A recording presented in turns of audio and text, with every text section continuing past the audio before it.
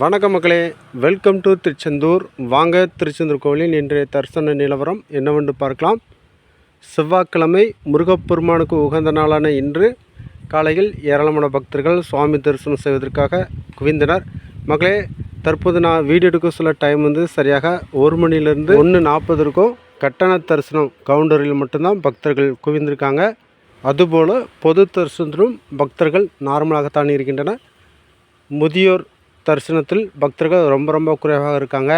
அதனால் குறைந்தது 2 மணி நேரத்தில் சுவாமியை பார்த்துடலாம். மக்களே, நேற்றைய விட பக்தர்கள் கூட்டம் ரொம்ப குறைவு தான். சுற்று வட்டார பகுதியில் உள்ள பக்தர்கள் சுவாமி தரிசனம் செய்வதாக இருந்தால் மதியம் 2 மணிக்கு மேல் வந்தால் ரொம்ப ஃப்ரீயாக இருக்கும். சுலபமான முறைகள் தரிசனம் செய்யலாம்.